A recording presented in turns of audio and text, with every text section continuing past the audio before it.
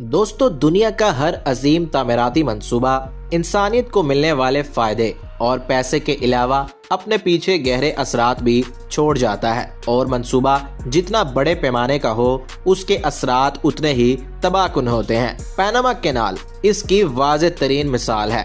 20ویں صدی کے آغاز میں جب انسانوں نے دریائے شوگرس کا راستہ روک کر گیٹن جھیل بنائی تو انہوں نے صرف 2 سمندروں کو آپس میں نہیں جوڑا، بلکہ انجانے میں ٹراپیکل بارشی جنگلات کے عین قلب میں درجنوں مصنوعی جزیرے تخلیق کر دیے۔ ان میں سب سے حیرت انگیز جزیرہ بارو کولوراڈو ہے۔ بارو کولوراڈو ارضیاتی اصطلاح میں راتوں رات وجود میں آ گیا۔ پانی کی سطح بلند ہوئی، جنگلات زیر آب آ گئے اور زمین کا سب سے اونچا حصہ ایک جزیرہ بن گیا جو تقریباً 15.6 مربع کلومیٹر پر محیط ہے، یعنی ویٹیکن سٹی سے 32 گنا بڑا۔ اس لمحے سے یہ جزیرہ مین لینڈ سے بالکل کٹ گیا، جیسے آسٹریلیا۔ دوستو، آج کی یہ کہانی آپ کے لیے بہت ہی انفارمیٹیو ہے۔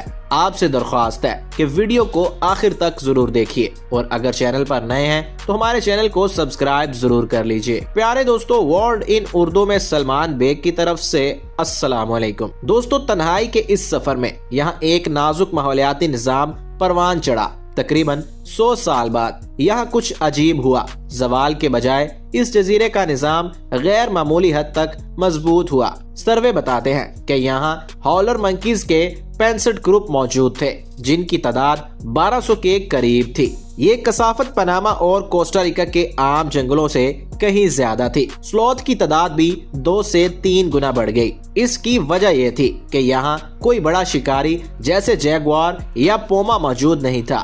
جانور ایک ایسی دنیا میں رہ رہے تھے جہاں کوئی تنازع نہیں تھا، جہاں موت کی شرح کم تھی، اور آہستہ آہستہ ان کے اندر سے خطرے کو بھانپنے کی جبلت ختم ہو رہی تھی۔ دوستو، خوف سے پاک اس زندگی میں تبدیلی آئی۔ 1999 اور 2000 کے درمیان بارو کولوراڈو پر کام کرنے والے محققین نے ایسے واقعات ریکارڈ کیے جو پہلے کبھی نہیں دیکھے گئے۔ پہل کچھ لاشیں ملی جنہوں نے سب کو الجھن میں ڈال دیا۔ بندر بڑے درختوں کے نیچے مردہ حالت میں پائے گئے۔ عجیب بات یہ تھی کہ ان کے پیروں پر دانتوں کے نشان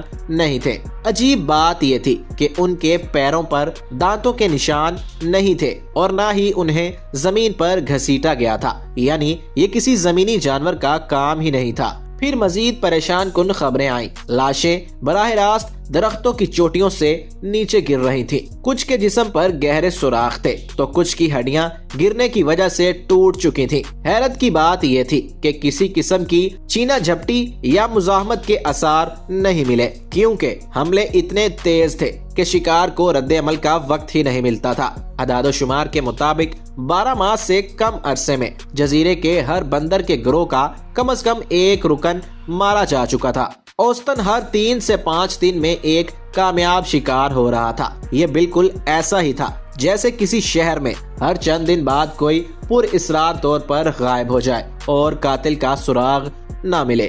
دوستو، جنگل کا سکون اب خوفناک چیخوں میں بدل چکا تھا۔ بندر اب پہلے کی طرح آرام نہیں کرتے تھے، بلکہ ہر وقت چکنا رہتے تھے۔ اور پھر ایک نئی آواز سنائی دی، آسمان سے آنے والی ایک پکار۔ در حقیقت یہ کوئی قدرتی حادثہ نہیں تھا، بلکہ ایک سائنسی تجربہ تھا۔ انسانوں نے جان بوجھ کر اس جزیرے پر 2 ہارپی ایگل چھوڑ دیے تھے، ایک نر عقاب جون 1999 میں اور ایک مادہ جو اکتوبر 1999 میں چھوڑا گیا۔ ان پر ریڈیو ٹرانسمیٹر لگائے گئے تھے تاکہ ان کی ہر حرکت پر نظر رکھی جا سکے۔ برازیل میں اسے شاہی عقاب کہا جاتا ہے اور اس کی شکل واقعی کسی بادشاہ جیسی ہے۔ اس کے سر پر پروں کا ایک تاج ہوتا ہے اور اس کا قد 1 میٹر تک ہوتا ہے۔ اس کے کھڑے ہونے کا انداز ایسا ہے جیسے کوئی انسان پرندے کا لباس پہن کر بیٹھا ہو۔ اس کا نام یونانی اساطیر کے ایک مونسٹر ہارپی کے نام پر رکھا گیا ہے جو آسمان سے قہر بن کر اترتا ہے۔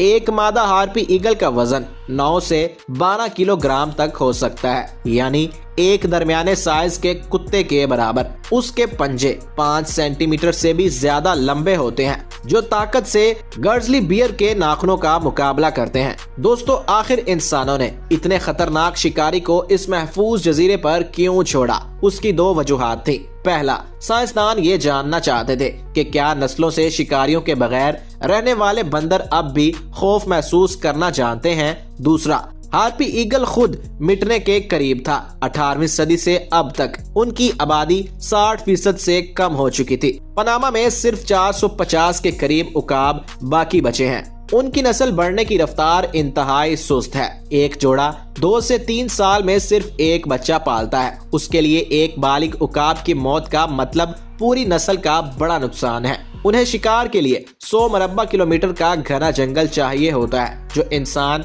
मुसलसल काट रहा है। हार्पी ईगल कोई नखरे करने वाला शिकारी नहीं है। उसकी बुनियादी खुराक बंदर और स्लोथ हैं, लेकिन जरूरत पड़ने पर ये बड़े छिपकले और छोटे हिरन भी खा जाते हैं। इसे आसमानी जैगुआर कहना गलत ना होगा। इसकी कामयाबी की शरह हैरानकुन तौर पर 49% तक है। जजीरे पर बंदरों का रद्द अमल बहुत तेज निकला। चंद ही महीनों में उन्होंने आसमान की तरफ देखना सीख लिया। माएं अपने बच्चों को मजबूती से पकड़कर घनी शाखों में छुपने लगी।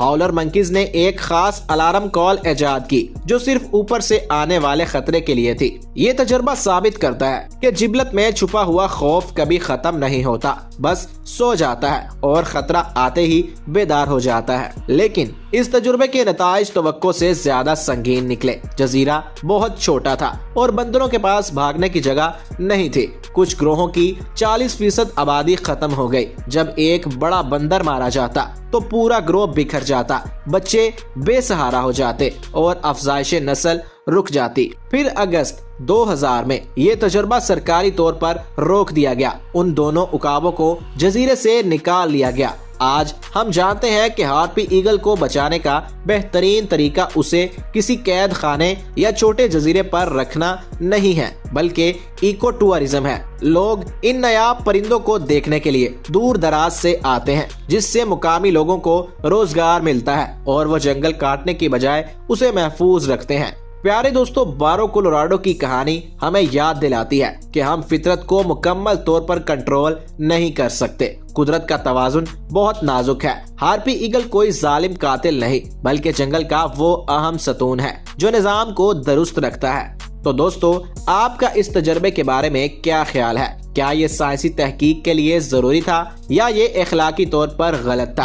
अपनी राय कमेंट्स में जरूर दीजिएगा और ऐसे मजीद पुरइसरार वाकयात सुनने के लिए हमारे चैनल को सब्सक्राइब जरूर कर लीजिए। दोस्तों, वीडियो को लाइक करना मत भूलिए। मिलेंगे एक नई वीडियो के साथ, तब तक के लिए अल्लाह हाफिज।